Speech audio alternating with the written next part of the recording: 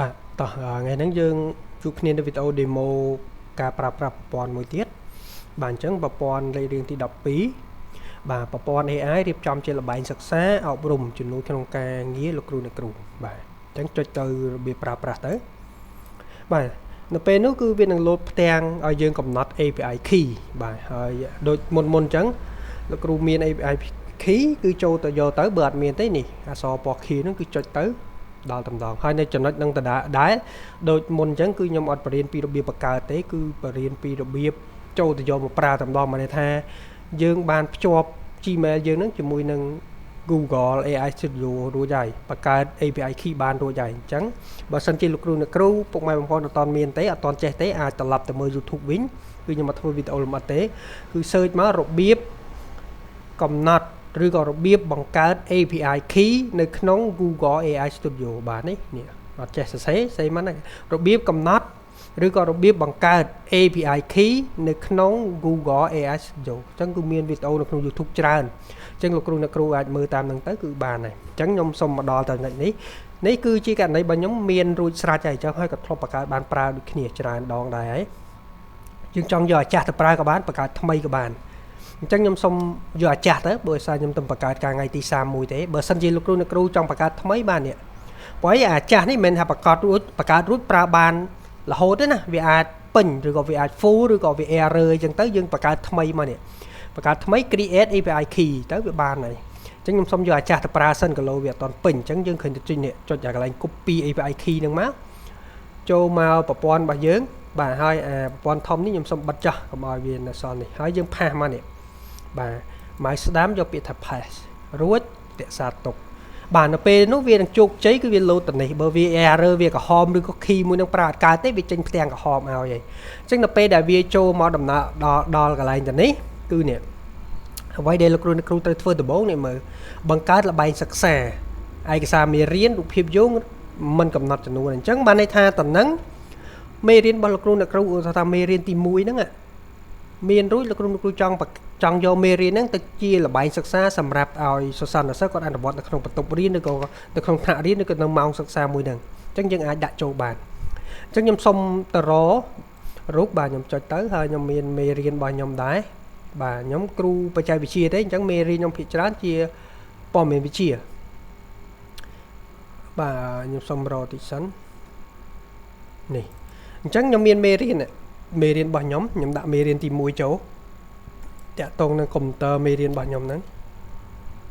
នេះមកមេរៀនទី1របស់ខ្ញុំលោកគ្រូអ្នកគ្រូដូចគ្នាយើងអាចថតរូបមេរៀនយើងទុកអាប់ឡូតទៅថាមកមេរៀនទី1នេះគេរៀនពីអីថតចប់មកមេរៀនទី1ហ្នឹងដើម្បីឲ្យអាប់ឡូតទៅឲ្យ AI វាធ្វើការបាទអញ្ចឹងបានមកហើយទៅនេះបាទលោកគ្រូអ្នកគ្រូសុំសរសេរមកឥឡូវឧទាហរណ៍ថាអីគេមកតំណែងប្រធានបទឬក៏មេរៀនមួយហ្នឹងចង់ដាក់អីគេឥឡូវខ្ញុំថាខ្ញុំ note ខ្លួនឯងខ្ញុំថាហ្នឹងសម្រាប់ថ្នាក់ទី8ចុះដោយសារមេរៀនបច្ចេកវិទ្យាហ្នឹងតាក់ទងនឹងថ្នាក់ទី8ថ្នាក់ទី8បាទខ្ញុំ note ចឹងបាទហើយកម្រិតសិក្សាបាទមានច្រើនសម្រាប់សាកលវិទ្យាល័យក៏ប្រើបានដូចគ្នាបាទអញ្ចឹងថ្នាក់ទី8បាទនេះអនុវិទ្យាល័យនៅក្នុងកម្រិតអនុវិទ្យាល័យហើយប្រភេទលបែងសិក្សានេះមានច្រើនលោកគ្រូអ្នកគ្រូចុចមកបាទមានច្រើនអញ្ចឹងអាចរើសបានហើយចាំមើលខ្ញុំអាប់ដេតបន្ថែមឲ្យមានច្រើនជាងនេះព្រោះអីវាមានគោលធំនេះប្រភេទលបែងសំណួរចម្លើយអញ្ចឹងមាន5បាទមាន5ប្រភេទលបែងសិក្សាហ្នឹងហើយលបែងការផ្សងព្រេងលបែងប្រាជ្ញាហ្នឹងគឺមានទៅដល់10ហើយមាន5ដែរវារាប់លេខរៀងតបាទហើយលបែងធ្វើការងារជាក្រុមមានចំនួន3លបែងលើកទឹកចិត្តបាទលបែងការវិតម្លៃហើយផ្សេងនេះលោកគ្រូអ្នកគ្រូអាចAI វានឹងរៀបចំឲ្យគឺវាបត់បែនទៅតាមប្រធានបទមេរៀនដែលយើងបានអាប់ឡូតចូលនេះបាទប្រធានបទមេរៀនដែលយើងបានអាប់ឡូតចូលនោះអញ្ចឹង AI វានឹងរៀបចំឲ្យឥឡូវខ្ញុំអត់បានរើសអីទេខ្ញុំចង់ឲ្យមេរៀនហ្នឹង AI វាបង្កើតជាល្បែងឲ្យយើងមួយចឹងផ្សេងហ្នឹងឲ្យ AI រៀបចំឲ្យហើយតនេះលោកគ្រូអ្នកគ្រូចង់បន្ថែមក៏បានថាគេនេះចង់ល្បែងដែលមិនប្រើទូរស័ព្ទដៃបាទឬក៏អីលោកគ្រូ note ទៅមិន note ក៏បានដែរ note ក៏បានមិន note ក៏បានតែចំណុចបន្ថែមណា បាទឃើញពាក្យដាក់ optional មានថាដាក់ក៏បានមិនដាក់ក៏បានស្រេចចិត្តលោកគ្រូអ្នកគ្រូអញ្ចឹងខ្ញុំឲ្យ AI បង្កើតល្បែងនៅលើនេះអញ្ចឹងយើងត្រឡប់មកមើលខាងស្ដាំដៃយើងវិញហើយលោកគ្រូអ្នកគ្រូអាចតម្លើងកម្មវិធីខ្ញុំហ្នឹងនៅលើកុំព្យូទ័រទុកតែម្ដងក៏បានដែរនេះ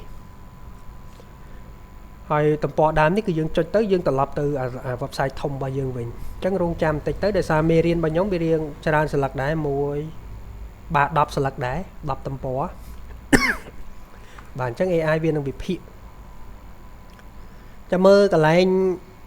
ប្រភេទល្បែងសិក្សាអប់រំនេះចាំខ្ញុំបន្ថែមឲ្យបាន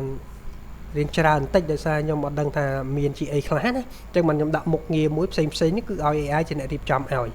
ចាំមើល version 2តែបើថា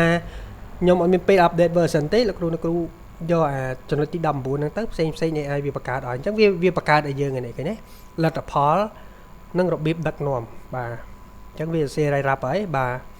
ផែនការសិក្សាល្បែងផែនការសិក្សាល្បែងផែនការល្បែងសិក្សាអានប្រច្រាស់មកវិញប្រតិបត្តិការ digital បំបែកលេខកូដបាទអញ្ចឹងឈ្មោះល្បែងបាទឈ្មោះល្បែងនេះគឺល្បែងសិក្សាលោកគ្រូអ្នកគ្រូមិនល្បែងស៊ីសងណាអញ្ចឹងខ្ញុំអានខ្លីៗលោកគ្រូអ្នកគ្រូកុំឲ្យខាត់លេខយល់នេះអញ្ចឹងល្បែងសិក្សាបាទគេរ៉ាយរ៉ាប់ឲ្យយើងហើយបាទបញ្យល់មកបាទមើលសម្ភារៈអីអញ្ចឹងបាទរៀបអីអញ្ចឹងមកអញ្ចឹងល្បែងនេះគឺតាក់ទងជាមួយនឹងមេរៀនរបស់យើងបែបម៉េចគឺល្បែងសិក្សាអប់រំហ្នឹងគឺបែបហ្នឹងដែរហើយលោកគ្រូអ្នកគ្រូថាអូខេត្រឹមត្រូវហើយបាទ down ជា PDF copy ជា text ទុកយកទៅប្រើប្រាស់ជា Word ជារូបភាពបាទឥឡូវខ្ញុំថាយករូបភាពមួយបាទកំពុងទាញយកបាទទាញបានហើយអញ្ចឹងខ្ញុំមើលបាទនេះរូបភាពវាចេញចេះហើយដោយសារกระดาษយើងវាវែងបាទអញ្ចឹងមកនេះហ្នឹងជារូបភាពបាទហើយមួយទៀតចង់បានជា PDF ទៅនេះវាអាចបាត់ដៃបាត់ជើងលោកគ្រូអ្នកគ្រូឬក៏អក្សរវានៅត្រួតស៊ីគ្នាត្រួតលើគ្នាបាទឬក៏អត់មើលអត់ឃើញតែម្ដងអូខេអញ្ចឹងអា PDF នេះ error ប៊ូតុង PDF នេះ error អត់ដំណើរការតែខ្ញុំដាក់មុខងារមួយទៀតលោកគ្រូអ្នកគ្រូនេះ print A4 print ហ្នឹងគឺកន្លែង print PDF បានន័យថាខ្ញុំសុំបរិយាធំមកឯកសាររបស់យើងមានហ្នឹងហើយអា print ហ្នឹងភាគច្រើនអត់សូវខុសទេអត់សូវខុសតម្រងអត់សូវខុសអក្សរខុសអីទេអញ្ចឹងនេះគ្រូអ្នកគ្រូចូលកន្លែង more setting មក more setting ហើយយើងរើសប្រភេទថាយើងចង់បានជាប្រភេទអីគេ A4 standard របស់យើងហើយកម្រិតហ្នឹងលោកគ្រូអ្នកគ្រូកំណត់ខ្លួនឯងតែអានេះបាទ header and footer បើលោកគ្រូអ្នកគ្រូដាក់វាអាចជាប់នេះជាប់ថ្ងៃខែឆ្នាំជាប់អីនឹងមកហើយជាប់app របស់ខ្ញុំនៅឈ្មោះអីមកអញ្ចឹងទៅអញ្ចឹងអាទៅហ្នឹងខ្ញុំសុំ recommend ឲ្យដោះទៅតែ background graphic នេះលោកគ្រូអ្នកគ្រូត្រូវតែដាក់ព្រោះអីវាពេលខ្លះតបត់នៅក្នុងនោះវាមានកន្លែងខ្លះសរសេរអក្សរពណ៌ highlight note អីគឺវានៅជាប់អាហ្នឹងអញ្ចឹងលោកគ្រូអ្នកគ្រូយកអាហ្នឹងមកដាក់ crease background graphic ទាំងផងរួច print ហើយយើងដាក់មកអាហ្នឹងពេលដែល print ចេញជា file PDF លោកគ្រូអ្នកគ្រូបាទគឺយើងយកជា file PDF អញ្ចឹងបានខ្ញុំបកកានេះបកកាអាបេតុងទាញយកជា PDF ហ្នឹងវាអត់ដំណើរការដោយអាហ្នឹងវាអត់ដំណើរការមែនទេណាអញ្ចឹងបានខ្ញុំដាក់បេតុងនេះមក print A4 ហ្នឹងវាបកកាអាกระดาษ PDF យើងវាអត់ដំណើរការហើយអានេះបាទល្បែងសិក្សាមួយនេះបើយើងនិយាយខ្លីទៅជាល្បែងដែលយើងយកឲ្យក្មេងអនុវត្តនៅម៉ោងសិក្សារបស់យើងបានថាយើងដឹកនាំសិស្សានុសិស្សរបស់យើងគឺលេងល្បែងមួយហ្នឹងតាក់ទងជាមួយនឹងមេរៀនដែលយើងត្រូវបង្រៀនហ្នឹងព្រោះការបង្រៀននឹងរៀនសម័យបច្ចេកវិទ្យានេះគឺគេរួមបញ្ចូលគ្នាច្រើនអញ្ចឹងលោកគ្រូអ្នកគ្រូប្រកាសជាដឹងហើយ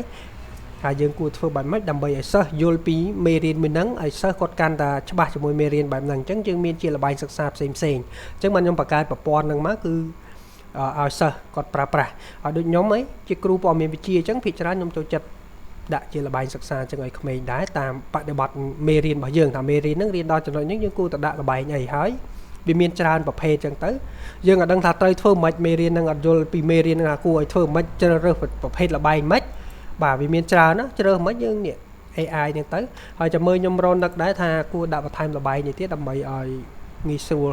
ឬក៏សម្រួលការងារលោកគ្រូអ្នកគ្រូហើយអានេះពេលដែលយើងទាញចេញឬក៏ពេលដែលយើង download យកហ្នឹងគឺយើងជាអ្នកមើលយើងជាអ្នកដឹកនាំក្មេងដឹកនាំសិស្សានុសិស្សលេងនៅល្បែងមេរៀនមួយហ្នឹងមិនមែនឲ្យក្មេងទេណាចឹងអានេះខ្ញុំសូមបដោតទៅនឹងតិចតែបើលោកគ្រូអ្នកគ្រូអាហ្នឹងវាបត់បែនទៅតាមកលៈទេសៈរបស់លោកគ្រូអ្នកគ្រូដែរលោកគ្រូអ្នកគ្រូចង់យកអាល្បែងសិក្សាហ្នឹងទៅធ្វើបែបម៉េចគឺនៅលើលោកគ្រូអ្នកគ្រូតែសម្រាប់ខ្ញុំបានន័យថាខ្ញុំ down ទៅខ្ញុំមើលខ្លឹមសារល្បែងហ្នឹង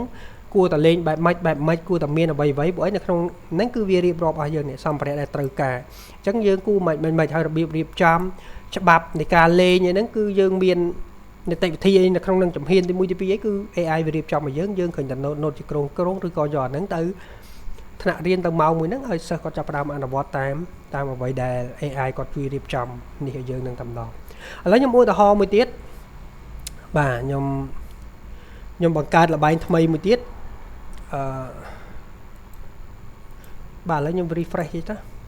ដើម្បីយើងយកល្បែងថ្មីមកអញ្ចឹងពេលលោកគ្រូ refresh អាហ្នឹងខ្ញុំភ្លេចដាក់បតុងបង្កើតល្បែងថ្មីឬក៏នេះភ្លេចនឹកដល់ចំណុចមួយហ្នឹងមើលការកំណត់របស់យើងផង API key យើងនៅជាប់អត់តែពីច្រើនគឺវានៅជាប់តែបើថាវាមិននៅជាប់ទេលោកគ្រូ copy ដាក់សម័យមកអញ្ចឹងខ្ញុំសុំចុចទៅយកមេរៀនថ្មីបាទខ្ញុំចេះតែលឿន